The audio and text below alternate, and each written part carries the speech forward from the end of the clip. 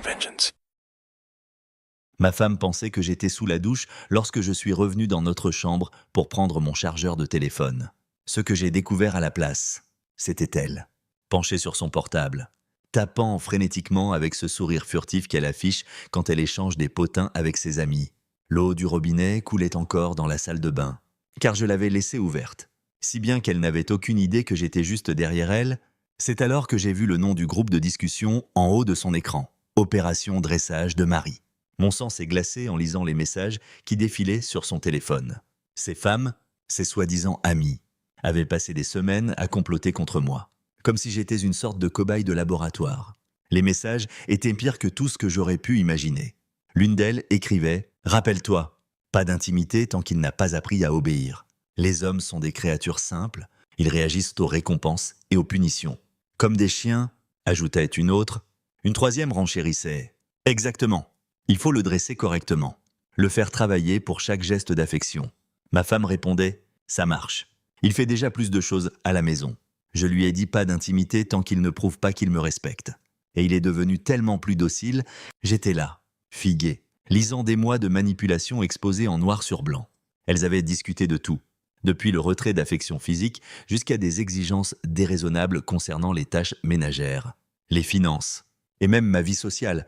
Ces femmes avaient transformé mon mariage en leur divertissement, conseillant à ma femme comment me contrôler comme un animal dressé. Le plus troublant n'était pas seulement la manipulation, mais la manière dont elle parlait de moi. L'une d'elles écrivait « Les hommes doivent apprendre à rester à leur place. Ton mari pense qu'il dirige la maison, mais tu vas lui montrer qui est vraiment aux commandes. » Une autre ajoutait « Une fois que tu l'auras complètement brisé, il sera reconnaissant pour la moindre miette d'affection que tu lui accorderas. » Ma femme répondait « Je n'arrive pas à croire à quel point ça fonctionne bien. Avant, il questionnait mes dépenses et mes décisions. Mais maintenant, il acquiesce et approuve. La règle de l'absence d'intimité le rend fou, ce qui le pousse à faire encore plus d'efforts pour me plaire. Je me sentais malade en lisant comment elle célébrait chaque petite victoire dans leur campagne pour m'humilier. Elle partageait des tactiques comme le retrait émotionnel, les crises de culpabilité et une froideur stratégique. Une amie suggérait même « Fais-le dormir sur le canapé pendant une semaine. Dis-lui que c'est parce qu'il n'a pas mérité le privilège de partager ton lit. » Le pire, c'était l'enthousiasme de ma femme pour leurs conseils. Elle n'était pas une victime innocente manipulée, elle était une participante active, se vantant de l'efficacité avec laquelle elle mettait en œuvre leur stratégie. Elle écrivait « Il m'a offert des fleurs et s'est excusé pour quelque chose qu'il n'avait même pas fait. » Je pense qu'il commence à comprendre. En continuant à lire, j'ai découvert que ce n'était pas seulement une question de contrôle dans notre mariage, elle planifiait en quelque chose de plus grand. Une amie mentionnait « Une fois que tu auras établi ce schéma où il est contrôlant et difficile, ce sera une preuve parfaite pour une procédure de divorce. Tu apparaîtras comme la victime qui a tout essayé pour sauver le mariage. » Mes mains tremblaient en réalisant l'ampleur de leur plan. Ce n'était pas juste me rendre plus obéissant. Elle me préparait à une destruction totale, planifiant de me dépeindre comme un mari abusif et contrôlant tout en documentant systématiquement leurs preuves fabriquées. J'ai entendu ma femme taper à nouveau. Il devient méfiant. Cependant, hier soir, il m'a demandé pourquoi j'étais si distante ces derniers temps, Pokia. Je lui ai dit que j'étais juste stressée par le travail. Mais je pense qu'il commence à remarquer le schéma. Son ami répondait « Ne t'inquiète pas, les hommes sont bêtes. Donne-lui un peu d'espoir de temps en temps, Padma. Puis retire-le. Garde-le confus et désespéré. La clé est de lui faire croire que tout est de sa faute. » Je suis sorti discrètement de la pièce et j'ai fermé le robinet de la salle de bain. L'esprit en ébullition. Ces femmes avaient passé des mois à comploter contre moi. Traitant mon mariage comme leur expérience psychologique personnelle, elles pensaient être si intelligentes, me manipulant sans que je me doute de rien. Mais elles avaient commis une erreur cruciale. Elles avaient sous-estimé qui elles avaient en face d'elles. Pendant qu'elles se félicitaient de leur tactique de manipulation, elles n'avaient aucune idée que leur conspiration était maintenant exposée. J'avais deux options, confronter ma femme immédiatement et laisser l'émotion guider ma réponse, ou jouer leur jeu mieux qu'elle ne pourrait jamais le faire. La colère qui brûlait dans ma poitrine réclamait une satisfaction immédiate. Mais mon cerveau calculait déjà une approche bien plus satisfaisante. Si ma femme et ses amis voulaient jouer à des jeux de manipulation, je leur montrerais ce qu'était une véritable stratégie. Elles pensaient me dresser comme un chien, mais elles allaient apprendre ce qui se passe quand le chien décide de mordre. Je suis retourné dans la chambre avec mon chargeur, agissant comme si de rien n'était. Ma femme a rapidement changé d'application, souriant innocemment en me voyant passer. Elle n'avait aucune idée que sa petite conspiration venait de devenir le fondement de sa propre chute. Le jeu était sur le point de changer complètement. Et cette fois, c'était moi qui allais fixer les règles. Le lendemain matin, j'ai décidé de donner à ma femme exactement ce qu'elle pensait vouloir. Quand elle m'a tendu une liste de tâches qui aurait pris tout un week-end à une personne normale, j'ai souri et dit « Bien sûr, chérie, tout ce qui te rend heureuse ». Ses yeux brillaient de satisfaction. Elle n'avait aucune idée que je jouais maintenant aux échecs pendant qu'elle jouait encore aux dames. J'ai commencé à tout documenter, chaque exigence déraisonnable, chaque commentaire manipulateur. Chaque fois qu'elle me privait d'affection comme punition, mon téléphone est devenu un outil d'enregistrement, capturant soigneusement ses schémas de comportement. Quand elle m'a demandé de réorganiser tout le garage un mardi soir après le travail, j'ai accepté avec enthousiasme tout en enregistrant discrètement son explication sur pourquoi cela devait être fait immédiatement. « Tu ne priorises jamais ce qui est important pour moi », disait-elle, sa voix prenant ce ton de victime bien rodé. « Si tu te souciais vraiment de ce mariage, tu trouverais du temps pour ce que je te demande. » J'acquiesçais consciencieusement pendant que mon téléphone enregistrait chaque mot. La manipulation était si stéréotypée qu'elle en était presque insultante pour mon intelligence. En 3 jours, j'avais assez de preuves pour remplir une petite bibliothèque. Elle exigeait que j'annule des sorties avec mes amis parce qu'elle avait besoin que je nettoie en profondeur les placards de la cuisine. Quand je demandais si ça pouvait attendre le week-end, elle lançait un discours sur le fait que je ne soutenais jamais ses besoins et qu'elle se sentait peu appréciée dans notre mariage. La performance était impressionnante. Je dois l'admettre. Elle touchait tous les points de manipulation émotionnelle que ses amis lui avaient probablement enseignés. Les crises de culpabilité, le jeu de la victime, les menaces subtiles sur le fait que notre relation était en danger si je ne me conformais pas. Pendant ce temps, je déplaçais discrètement mes pions sur mon propre échiquier. J'ai ouvert un compte bancaire séparé et commencé à transférer de petites sommes qui ne déclencheraient pas d'alerte. J'ai contacté un avocat et commencé à comprendre mes options. Plus important encore, j'ai mis en place mon propre système de documentation. Chaque soir, elle envoyait des messages à ses amis sur ses progrès. Je la voyais taper avec enthousiasme sur son téléphone, probablement en se vantant de l'efficacité de leur plan. Elle n'avait aucune idée que je surveillais maintenant nos comptes conjoints, sécurisais les documents importants et me préparais pour le vrai jeu. La partie la plus difficile était de prétendre être frustrée par sa froideur. Elle venait se coucher en portant les vêtements les moins attrayants possibles, indiquant clairement que l'intimité était hors de question tant que je ne me serais pas montré digne. Quand je faisais semblant d'être déçu, elle me faisait la leçon sur le fait que les hommes ne pensent qu'à une seule chose et que je devais gagner son affection par mes actions. « Peut-être que si tu me montrais plus de respect pendant la journée, je me sentirais plus connecté à toi la nuit, » disait-elle, répétant visiblement une phrase tirée du manuel de ses amis. Je jouais mon rôle à la perfection, m'excusant d'être insensible et promettant de faire mieux. Elle gobait tout, pensant qu'elle brisait ma résistance avec succès. Mais le vrai divertissement venait de voir ses amis venir plus souvent. Elle s'asseyait dans notre salon, parlant à voix basse tout en me lançant des regards à peine dissimulés. Elle pensait être subtile, mais leur complexe de supériorité se lisait sur leur visage. Un après-midi, pendant que je faisais la vaisselle, j'ai entendu l'une d'elles dire « Il est définitivement plus soumis qu'avant. Le dressage fonctionne ?» Une autre riait doucement. « Les hommes sont si prévisibles. Prive-les de ce qu'ils veulent. Et ils feront n'importe quoi pour le récupérer. » Je continuais à récurer les assiettes, les laissant penser que je n'entendais pas leur conversation. Elles n'avaient aucune idée qu'elles me fournissaient encore plus de preuves de leur conspiration. Le moment le plus révélateur est survenu lorsque ma femme a annoncé que j'avais mérité une petite récompense pour mon bon comportement. Elle a littéralement utilisé ces mots, comme si j'étais un animal de compagnie qui avait réussi un tour. Elle a proposé de regarder un film avec moi, s'asseyant assez près pour que je puisse interpréter cela comme un progrès. J'ai joué le rôle du mari reconnaissant à la perfection, la remerciant de me donner une chance de faire mes preuves.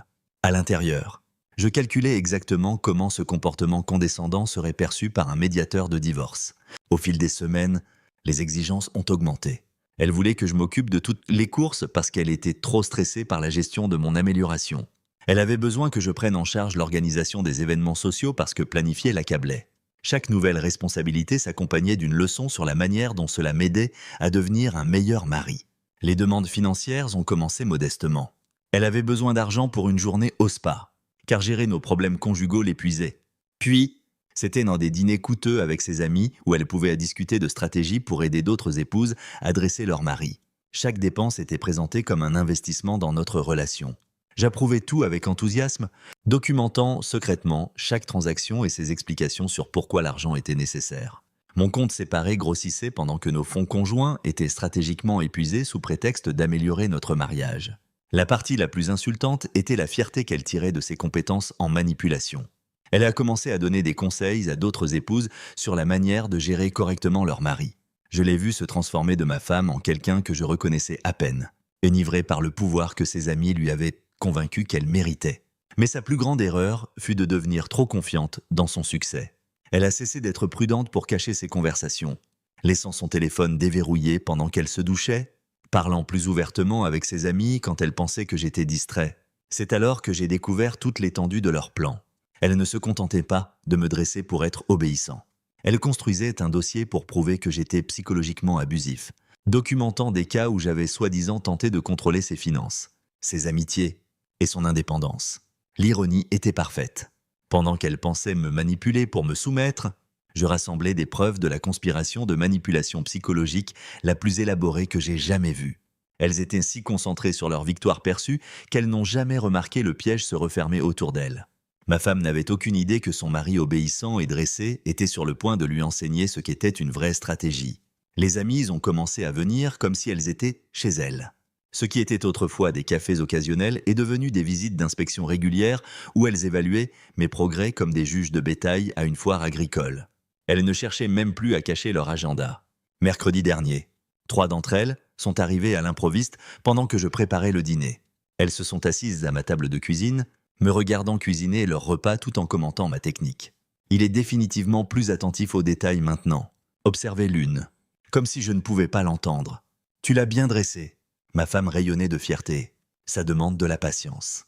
Mais les hommes peuvent apprendre si tu es cohérente avec les limites. Je continuais à couper les légumes, les laissant penser que leur évaluation psychologique passait inaperçue. Ce qu'elles ignoraient, c'est que mon téléphone enregistrait tout depuis le plan de travail, positionné parfaitement pour capturer leur conversation entière. La plus arrogante, une femme divorcée qui se considérait apparemment comme une experte en gestion des hommes, a décidé de tester mes limites directement. Peux-tu faire la sauce moins épicée ? A-t-elle exigé ? Certains d'entre nous ont le palais sensible. Je me suis retourné avec mon meilleur sourire de mari soumis. Bien sûr, autre chose que je peux ajuster pour vous. Elle a échangé des regards satisfaits avec les autres. Elle pensait m'avoir complètement brisé. Mais je ne faisais que commencer mon propre jeu. En servant leur dîner parfaitement ajusté, j'ai mentionné nonchalamment à quel point cela devait être épuisant pour elle de gérer son fils adolescent en tant que mère célibataire. J'imagine que c'est particulièrement difficile quand les enfants se rebellent parce qu'il leur manque une figure paternelle. Son sourire s'est figé. Les autres amis se sont agités, mal à l'aise, alors que la conversation prenait une tournure inattendue. En fait, ai-je continué, jouant toujours l'autre serviable. Ma femme m'a dit que ton fils avait des problèmes à l'école, c'est probablement juste une phase, mais parfois les enfants ont besoin d'une guidance masculine forte pour se développer correctement. La pièce est devenue silencieuse. Je venais d'insinuer que son éducation était inadéquate parce qu'elle ne pouvait pas fournir ce dont son fils avait besoin. Le meilleur, c'est que je l'avais dit avec tant de sollicitude et de sincérité qu'elle ne pouvait pas m'attaquer sans passer pour une défensive. Ma femme a essayé de sauver la situation. Il ne voulait rien insinuer par là. « Oh, je suis sûr que non », a répondu l'ami, mais sa voix avait maintenant une pointe d'agacement. Je découvrais que ces femmes avaient de nombreuses vulnérabilités une fois que l'on savait où chercher. Les mariées étaient inquiètes pour leur propre relation, et les divorcés étaient sur la défensive concernant leur statut de célibataire. Tout ce que j'avais à faire était de planter de petites graines de doute enveloppées dans une apparente sollicitude. Pendant le dessert, j'ai mentionné à quel point une autre amie avait de la chance d'avoir un mari si compréhensif. Tous les hommes ne seraient pas à l'aise avec leur femme qui sort jusqu'à 2 heures du matin pour des soirées entre filles.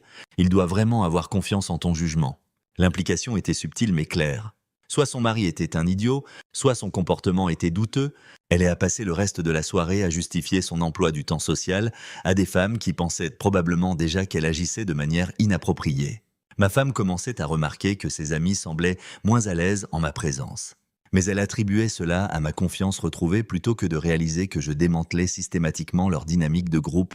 La véritable percée est arrivée lorsque ma femme a annoncé que j'avais suffisamment progressé pour recevoir de l'intimité comme récompense pour mon bon comportement.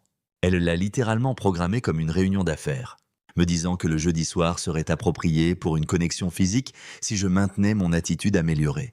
La condescendance était sidérante. Elle m'offrait l'accès à ma propre femme comme si c'était un privilège que je devais mériter par une obéissance continue. J'ai joué le rôle du mari reconnaissant à la perfection, la remerciant de reconnaître mes efforts et promettant de continuer à me montrer digne de son affection. Ce qu'elle ne savait pas, c'est que j'enregistrais aussi cette conversation, capturant son approche transactionnelle de notre mariage dans ses propres mots. Le jeudi est arrivé, et elle a abordé l'intimité comme si elle cochait des cases sur une liste de tâches.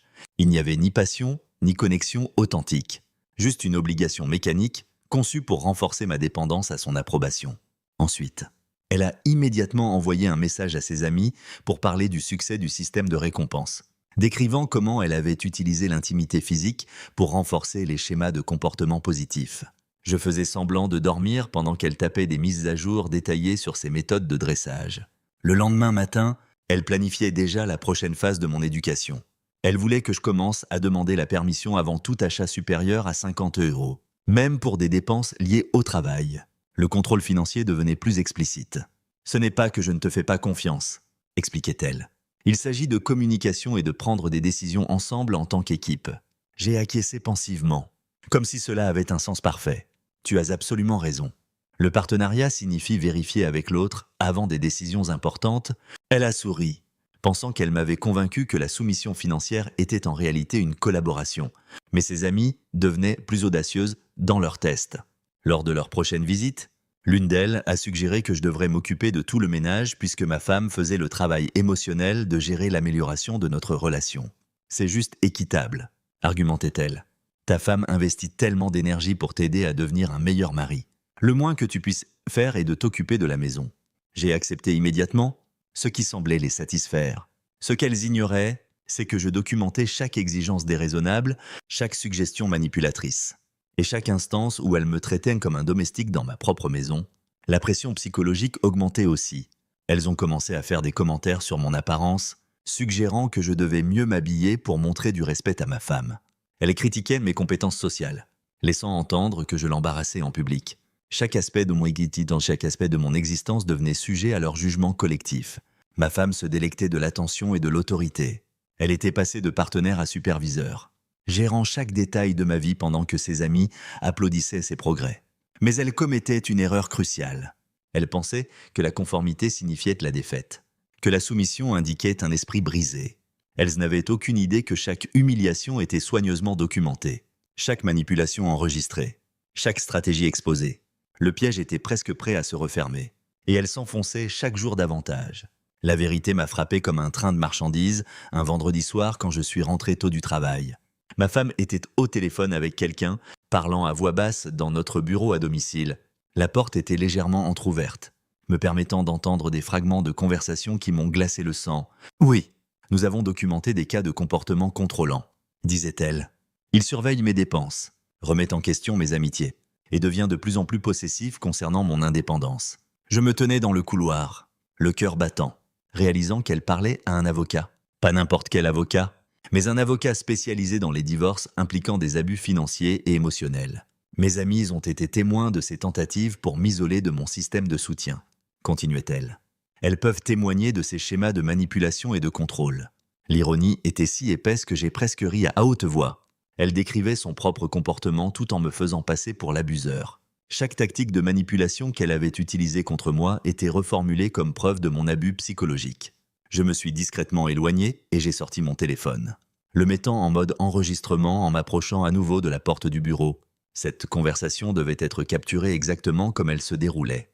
La documentation financière montre un schéma clair, expliquait-elle. Il remet en question des dépenses légitimes et essaie de restreindre mon accès à nos comptes. Mes amis m'ont conseillé de commencer à me protéger financièrement. J'ai réalisé avec une clarté cristalline que tout cela n'avait jamais été une question de me rendre meilleur mari. C'était une démolition calculée de notre mariage conçue pour me détruire tout en la faisant apparaître comme la victime sympathique d'une relation abusive. L'avocat la guidait apparemment dans le processus de construction d'un dossier. Elle mentionnait tenir un journal de mes incidents de contrôle, que je comprenais maintenant être des événements fabriqués pour soutenir son récit. Il est devenu méfiant ces derniers temps, patin, admit ma femme. Je pense qu'il soupçonne que je prévois de partir. Son comportement est devenu plus erratique et contrôlant en conséquence. Cette femme était une manipulatrice de génie. Elle avait transformé ma confusion naturelle face à son comportement en preuve de mon instabilité. Mes questions sur sa froideur devenaient la preuve de ma nature contrôlante. Ma conformité à ses exigences était documentée comme preuve que je la manipulais psychologiquement à travers des schémas de comportement imprévisibles. Après qu'elle a raccroché, je l'ai entendue appeler immédiatement une de ses amies. La conversation révélait toute l'ampleur de leur conspiration. L'avocat dit que nous avons assez de preuves pour établir un schéma d'abus psychologique, rapportait-elle avec excitation. Tous ces cas où il a remis en question mes décisions, surveillé mes activités et essayé de contrôler ma vie sociale fonctionneront parfaitement. Son ami était tout aussi enthousiaste. Et pour l'angle financier, encore mieux. Sa récente conformité et sa volonté de me donner de l'argent pour diverses choses peuvent être présentées comme une compensation motivée par la culpabilité pour son comportement abusif.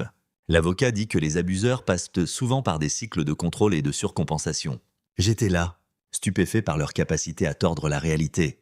Ma conformité à ces exigences déraisonnables était maintenant une preuve de ma manipulation. Ma résistance à son contrôle aurait été une preuve de ma nature abusive. Elles avaient construit ce scénario où toute réponse que je donnais serait utilisée contre moi. Le meilleur. C'est à quel point tout est documenté, continuait ma femme. Toutes nos amies ont été témoins de ces schémas de comportement. Elles peuvent témoigner de ces tentatives pour m'isoler et contrôler mon indépendance. Les amis qui avaient coaché ces tactiques de manipulation prévoyaient maintenant de servir de témoins à mes supposés abus. Elles témoigneraient d'incidents qu'elles avaient aidé à orchestrer, se présentant comme des observateurs préoccupés plutôt que des conspirateurs actifs. Et pour la question de l'intimité, demanda son ami. Une preuve parfaite de coercition sexuelle, répondit ma femme sans hésiter. L'avocat dit que retenir l'affection physique est une réponse courante à l'abus psychologique. Ma réticence à être intime peut être présentée comme une réponse traumatique à son comportement contrôlant. Elles avaient transformé sa tactique de manipulation en preuve de mon abus. L'intimité qu'elle avait retenue comme punition était maintenant une preuve que je l'avais traumatisée. La froideur calculée conçue pour contrôler mon comportement serait présentée comme sa réponse naturelle à ma supposée violence psychologique. La conversation s'est poursuivie avec des discussions sur le timing, le positionnement financier et la stratégie médiatique. Elle planifiait de présenter ce divorce comme une histoire inspirante d'une femme se libérant d'un abus psychologique avec le soutien d'amis loyales. La sympathie du public sera énorme, prédisait son ami. Surtout avec tout ce qui est si bien documenté. Tu apparaîtras comme une survivante qui a tout essayé pour sauver son mariage avant de trouver enfin le courage de partir. Ma femme acquiesçait avec enthousiasme. Et financièrement, je serai dans une position bien meilleure. L'avocat dit que les cas d'abus psychologiques aboutissent souvent à des règlements favorables. Surtout avec un fort témoignage de témoins, j'en avais assez entendu. Ce n'était pas juste une trahison. C'était une tentative d'assassinat de caractère planifiée et exécutée avec une précision militaire. Elles avaient passé des mois à construire un faux récit pendant que je fournissais sans le savoir du matériel pour soutenir leur fiction. Mais elles avaient commis une erreur catastrophique. Elles supposaient que j'étais le même imbécile confiant qui était tombé dans leur piège des mois plus tôt. Elles n'avaient aucune idée que toute leur conspiration était maintenant documentée en détail avec des enregistrements, des captures d'écran et des preuves qui exposeraient leur manipulation pour ce qu'elle était. En montant discrètement à l'étage, mon esprit calculait déjà la réponse nucléaire que leur trahison méritait. Elles voulaient jouer à ce niveau. Elles allaient découvrir ce qu'était une vraie stratégie lorsqu'elle était déployée par quelqu'un qui connaissait vraiment les règles. Ma femme pensait qu'elle était à quelques semaines de détruire ma vie. Elle n'avait aucune idée que sa propre destruction était sur le point de commencer. Et cette fois, il n'y aurait pas de récupération des conséquences. La guerre qu'elles avaient commencée était sur le point de se terminer, mais pas de la manière qu'elles avaient prévue. Le samedi soir, j'ai dit à ma femme que je voulais organiser un dîner pour célébrer l'amélioration de notre relation. Elle était ravie, pensant que c'était une preuve de ma transformation continue en mari obéissant qu'elle voulait. « J'aimerais inviter tes amis et leurs maris, ai-je suggéré. Ce serait bien de montrer à tout le monde à quel point nous avons grandi en tant que couple. » Elle rayonnait d'anticipation. Ce serait son occasion de présenter son projet de dressage de mari réussi à un public. Elle a immédiatement commencé à envoyer des invitations par texto, décrivant cela comme une célébration de notre percée conjugale. J'ai passé la semaine à préparer minutieusement, pas seulement le dîner, mais la présentation qui l'accompagnerait, chaque enregistrement, chaque capture d'écran, chaque pièce de preuve était organisée dans une chronologie dévastatrice de leur conspiration. Le soir est arrivé, et notre salle à manger s'est remplie des conspirateurs et de leurs maris insoupçonnants. Ma femme était radieuse, jouant le rôle de l'épouse supportive qui avait réussi à réformer son mari difficile grâce à la patience et l'amour. Pendant les apéritifs, j'ai joué l'hôte parfait, m'assurant que tout le monde était à l'aise et bien nourri. Les épouses échangeaient des regards complices, visiblement fiers de voir à quel point j'étais devenu domestiqué. Leur mari semblait confus par la dynamique, mais suivait le mouvement de la célébration. Avant de commencer le dîner, ai-je annoncé « Je veux partager quelque chose de spécial avec tout le monde ». Une présentation sur la transformation, la croissance et le pouvoir de la communication honnête dans le mariage.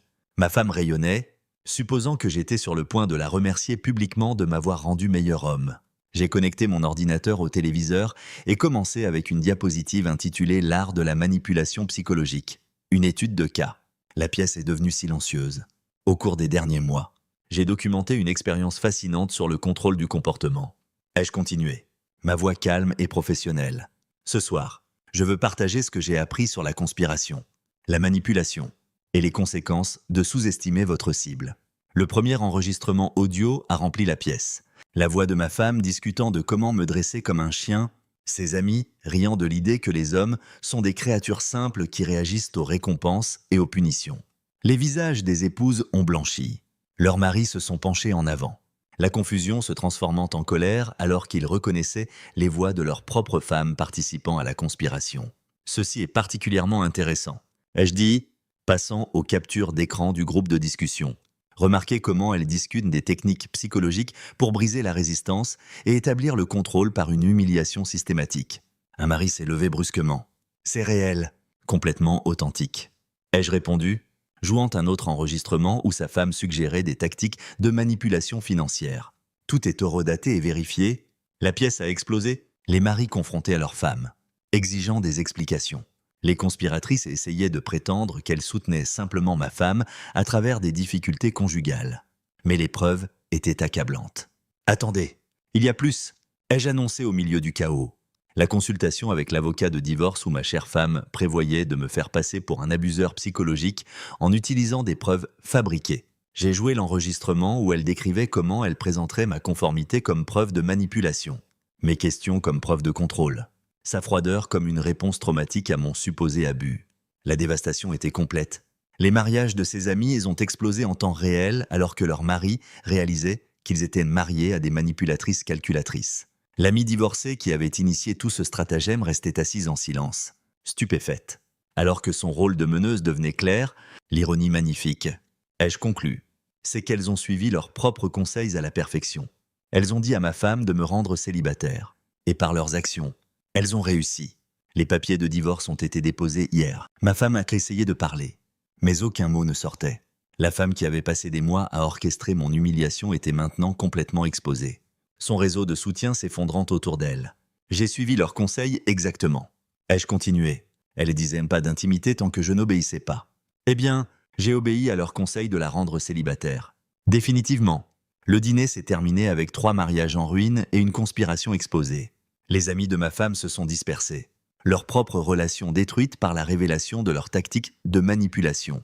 Alors que le dernier invité partait, ma femme a enfin retrouvé sa voix. On peut arranger ça. J'ai souri du même sourire patient que j'avais porté pendant des mois. En fait, on ne peut pas, tu vois, contrairement à ton plan. Le mien était basé sur la vérité. Et la vérité, c'est que tu as détruit ce mariage au moment où tu as décidé de me traiter comme un animal à dresser. Le jeu était terminé. J'avais gagné en utilisant leurs propres armes contre elles. Et la victoire était absolue. 3 semaines plus tard, les retombées étaient complètes. 2 de ses amis faisaient face à leur propre procédure de divorce alors que leur mari découvrait toute l'étendue des tactiques de manipulation de leur femme. La meneuse, déjà divorcée, s'est retrouvée complètement isolée alors que les rumeurs se répandaient dans les cercles sociaux sur son rôle dans l'orchestration de conspirations d'abus psychologiques. Ma femme a tout essayé, larmes, excuses, promesses de changement, même des menaces de suicide pour me manipuler à revenir dans la relation. Chaque tentative recevait la même réponse calme. Tu as fait ton choix quand tu as décidé de me traiter comme un animal. Les procédures de divorce ont été rapides et décisives. Chaque pièce de preuve que j'avais collectée est devenue une partie du dossier juridique. Son avocat a essayé d'argumenter que je l'avais manipulé dans la conspiration. Mais les enregistrements ne mentent pas. Ses propres mots, me décrivant comme un chien à dresser, ont détruit toute crédibilité qu'elle aurait pu avoir. Le résultat financier était particulièrement satisfaisant. Alors qu'elle avait prévu de prendre la moitié de tout plus une compensation supplémentaire pour abus psychologiques, Les preuves de sa manipulation calculée ont conduit à un règlement largement en ma faveur. Le compte séparé que j'avais construit pendant sa période de dressage est devenu le fondement de mon nouveau départ. Ses amis l'évitaient maintenant, chacune gérant les décombres de sa propre relation. La divorcée qui avait initié ce gâchis s'est retrouvée complètement ostracisée, les autres femmes s'avertissant mutuellement de son influence toxique. Celles qui étaient mariées et qui avaient survécu à la colère de leur mari ont été placées sous une stricte probation comportementale. Leur privilège de manipulation définitivement révoqué. La famille de ma femme, après avoir vu les preuves, m'a soutenu complètement. Sa propre mère m'a appelé pour s'excuser de ne pas avoir reconnu plus tôt les signes du comportement de sa fille. Je l'ai élevée mieux que ça, a-t-elle dit avec une honte sincère. Le moment le plus satisfaisant est venu lorsque l'avocat de ma femme a suggéré qu'elle pourrait avoir des motifs pour faire appel en raison de la détresse émotionnelle. J'ai simplement fourni des enregistrements supplémentaires où elle se vantait de m'avoir manipulé avec succès. Rien de la bêtise des hommes et de la facilité à les contrôler grâce à des techniques psychologiques de base. Votre cliente a documenté son propre abus psychologique. Ai-je dit à l'avocat? Elle est libre de faire appel. Mais chaque audience impliquera de jouer plus d'enregistrements où elle décrit ses tactiques de manipulation en détail. L'appel a été discrètement abandonné. 6 mois après la révélation du dîner, j'ai croisé une de ses amies dans un café. Elle semblait épuisée, visiblement encore en train de gérer les retombées de l'explosion de son mariage. « Tu as tout détruit », m'a-t-elle dit avec amertume. « En fait, ai-je répondu, vous avez tout détruit. Je me suis juste assuré que tout le monde sache qui était vraiment responsable. » Elle est partie sans un mot de plus, le poids des conséquences pesant enfin sur ses épaules. Ma femme a fait une dernière tentative de réconciliation, se présentant chez moi avec des fleurs et un discours préparé sur comment elle avait appris de ses erreurs et voulait reconstruire notre relation. J'ai suivi les conseils de tes amis à la perfection. Lui ai-je dit, elles ont dit que tu devrais être célibataire. Mission accomplie. Elle a laissé les fleurs sur le pas de ma porte, où elles sont restées jusqu'à ce que le camion poubelle les emporte. Le divorce a été finalisé un mardi matin. En quittant le tribunal, mon téléphone a vibré avec un message d'un numéro inconnu. C'était de l'un des maris dont le mariage avait survécu à la révélation. Merci d'avoir ouvert mes yeux.